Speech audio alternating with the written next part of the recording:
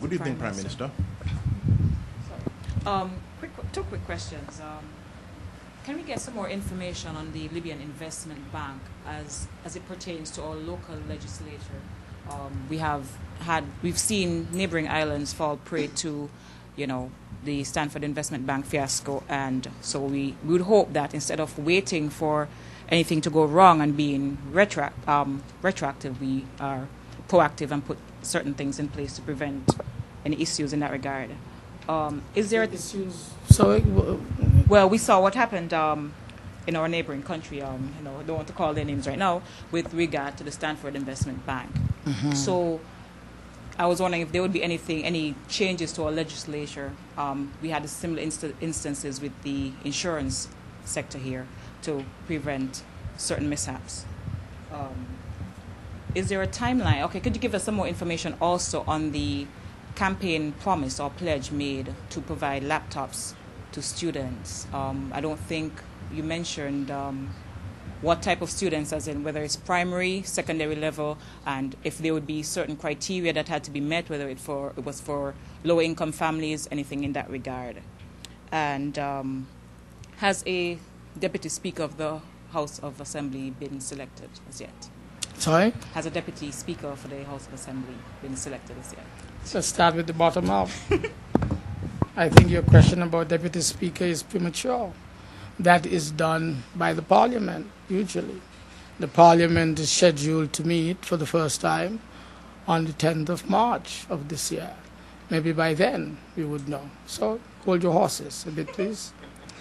The laptop matter, just yesterday, we have been actively engaged in putting in place the necessary structures that would deliver on that very important commitment that was made to ensure that the knowledge-based economy that we are trying to create in this country, that it takes root deep down into the souls and the hearts and the hands and the minds of our young people. We did mention that we were going to empower in this particular way those who are attending high schools. And so you're right, the committee has been put together that will speak to the specific issues that deal with that matter. You just yourself suggested whether there would be a means test to be applied in accessing these laptops for individuals. What happens to the laptop when that student would have finally graduated in fifth form from high school? Does he take it home, or does he leave it for another student of a different generation? Exactly what would be some of the technical specifications?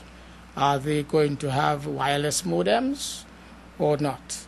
And would it therefore mean that all of our high schools where they're expected to be used would have the supporting wireless capacity so that the wireless computers, if that's the type that is going to be imported?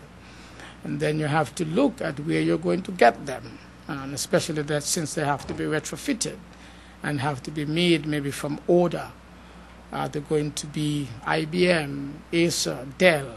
These are some of the things that the committee would be actively engaged with in order to implement as quickly as possible this very important commitment to take the technological support of our young people to a different level as they too prepare themselves for a much more competitive world.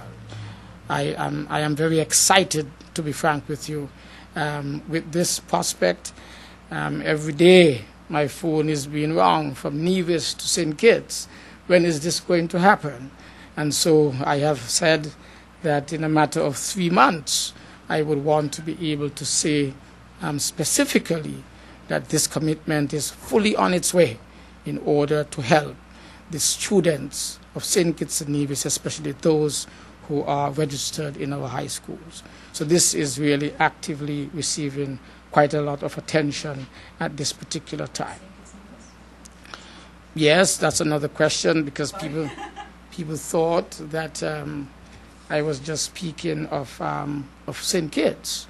But as I mentioned in the meeting yesterday, the children of Nevis, it would not be fair for some to be empowered and others not empowered. I think they should be given equal opportunities to advance themselves. Of course, maybe once the federal government would have started the program, then maybe the Nevis Island administration would be given a commitment to continue it.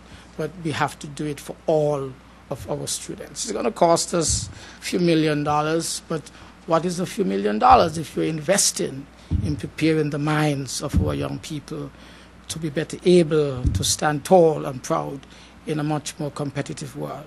I believe that is a very important investment that we must make. You mentioned about the changes in legislature, the banking legislature, to accommodate the new development of having for the OECS, the Libyan Investment Bank. Ever since the collapse of several banks in the region and beyond, there have been stricter regulatory legislation that has been put in place. I think what is required here is to ensure that there is greater, not only supervision, but regulation of the activities of our bank. We have already put in place the single regulatory mechanism now for our banks. Even though this is going to be an investment bank and not a commercial bank, of course it still will have to meet some basic requirements. But it is not the same requirements that are expected for commercial banks to be granted commercial banking licenses. So there's a slight difference here. But nevertheless, let me emphasize that even though St. Kitts and Nevis, as the center, the economic center, and the banking center of the Eastern Caribbean, has been asked to host this investment bank on behalf of the Caribbean region, mainly I think because of our central bank being located here. We have indicated very clearly that all due diligence will be done to ensure that this bank would meet all of the necessary international requirements and standards, and that those who would be involved in such activities would be appropriately screened from the due diligence checks that we would be doing. So even though St. Kitts and Nevis has said, yes, we welcome this opportunity to advance the further economic development and financial support for the development of the Eastern Caribbean and the wider Caribbean region, we also say that this can only be done if certain basic requirements and safeguards are met. And so we have no fear that once we continue to rely on the usual systems for our checks and balances, to due diligence checks, that eventually this particular facility would be given full marks as it comes to our shores. We are hoping that all would be well when the final decision is to be taken.